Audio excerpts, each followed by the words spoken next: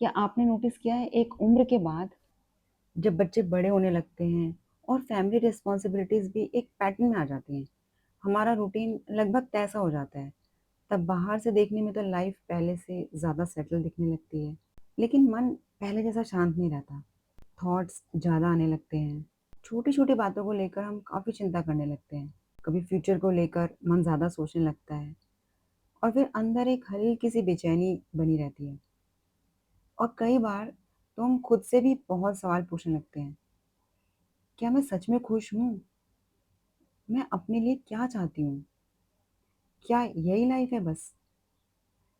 क्या अब भी कुछ नया शुरू किया जा सकता है या अब बहुत देर हो चुकी है? और यहीं से ओवरथिंकिंग शुरू होती है, क्योंकि हर बार हम ओवरथिंकिंग नहीं कर रहे होते, हम अपने बदलते हुए वर्जन को समझने की कोशिश कर रहे होते हैं। जो हम कुछ साल पहले थी, शायद हम अब वो नहीं हैं, क्योंकि हमारी प्रायोरिटीज़ बदल रही हैं, नीड बदल रही हैं, पर्सपेक्टिव्स बदल रहा है। और इसका नतीजा क्या होता है? माइंड नेचुरली रेस्टलेस हो जाता है, क्योंकि अंदर तो चेंज हो रहा है, लेकिन बाहर वही रूटीन चल रहा है।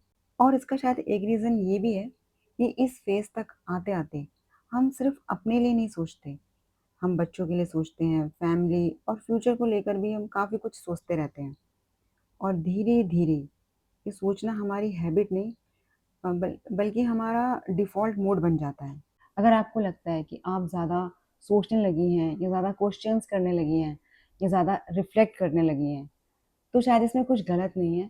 इसका मतलब ये है कि आप इवॉल्व हो रही हैं। हमारी ओवरथिंकिंग बढ़ने की वजह एक और है। जैसे अगर हमारे मन में कोई सवाल आया, तो ज़रूरी नहीं है हर सवाल का जवाब उसी मोमेंट में मिले। हर कन्फ्यूजन को उसी दिन क्लियर करना ज़रूरी नहीं होता। कुछ थॉट्स को बस टाइम देना होता है, ऑब्ज़र्व करना होता है, क्योंकि समय के साथ क्लैरिटी खुद आने लगती है। पिछली वीडियो में हमने बात की थी कि मोटिवेशन नहीं आ रहा, लेकिन हर बार हमको मोटिवेशन ही रोकता। कभी-कभी हमको ओवरथिंकिंग रोकती है। ये ज़रूरी नहीं है कि हर ओवरथिंकिंग एक प्रॉब्लम हो। कुछ ओवरथिंकिंग इस बात की निशानी है कि लाइफ का ये फ़ेज़ हमारे लिए बहुत कुछ बदल रहा है। अगर मैं आपसे कहूँ, पर्सनली ओवरथिंकिंग के मोमेंट्स में मुझे जो सबसे ज़्यादा हेल्प करती हैं चीज़ें, वो है अपने थॉट्स को लिखना।